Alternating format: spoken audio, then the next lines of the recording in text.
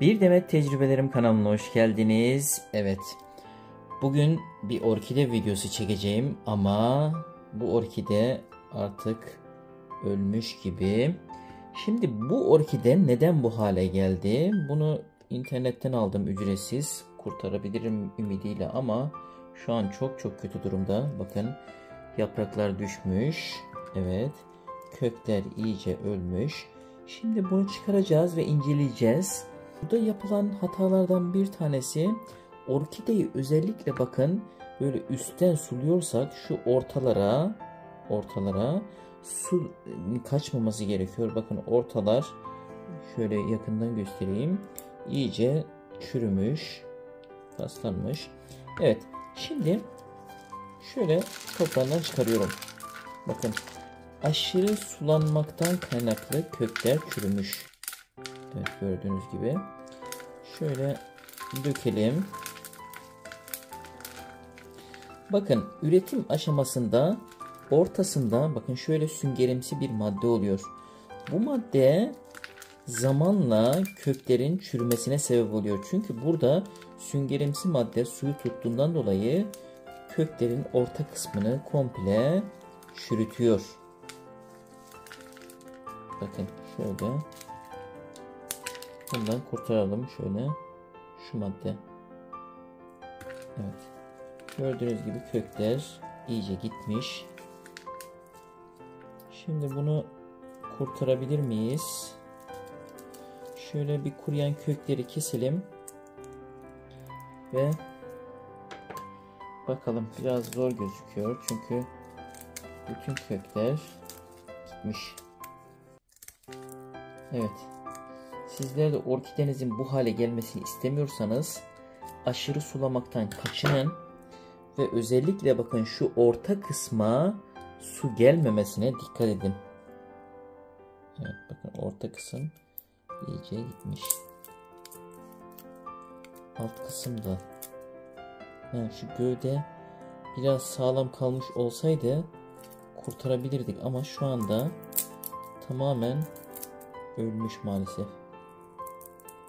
Evet, hiçbir yaşam emaresi yok. Kurtarırım diye ümit etmiştim. Çok böyle orkideler kurtardım ama bu kurtarılacak bir durumda değil. Evet, bu orkidemize çok üzüldüm. Biraz daha erken alabilmiş olsaydım belki de kurtarabilecektik. Şimdi sağlam bir orkide ile yapılan hataları bir daha anlatayım. Evet, daha önce kurtardığım orkideleri gösteriyorum. Evet, sarı orkidem bu sene coştu da coştu. Evet, şöyle küçükler bile tomurcuklanıyor.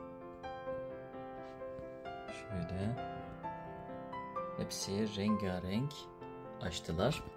Şimdi evet, yapılan hataları, bu biraz önceki orkidedeki hatayı anlatıyorum.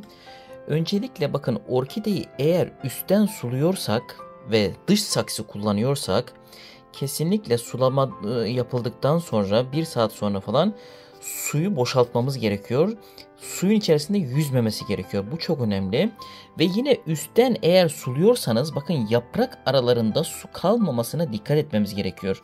Bu çok önemli. Eğer yaprak aralarında su kalırsa, biraz önce gösterdiğim yaprak aralarından mantar hastalığı oluyor ve çürümeler başlıyor. Bu orkideler için en sıkıntı mesele.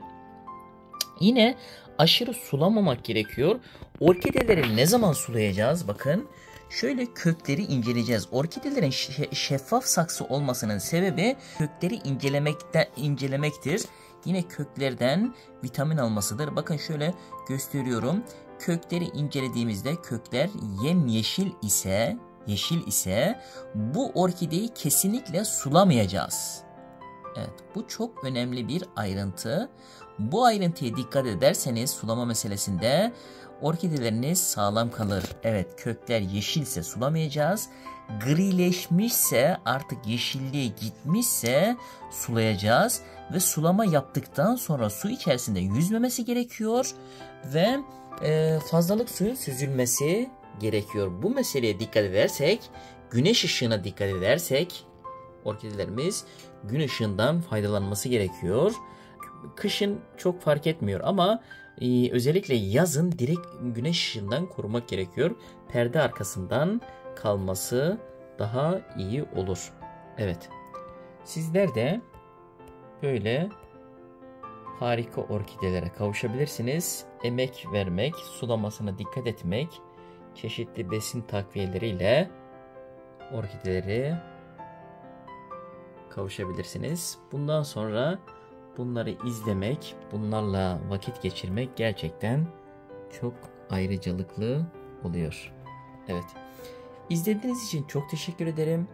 Orkidelerle alakalı sormak istediğiniz sorular varsa yorumlarda bekliyorum. Keşke o orkideyi kurtarabilseydim ama nasip olmadı. Bir sonraki videomda görüşmek üzere. Evet, bu orkidemin de tomurcuklarının büyümesini bekliyorum. Bunlar da açacak, güzel, harikulade olacak. Evet, bir sonraki videomda görüşmek üzere. İyi günler.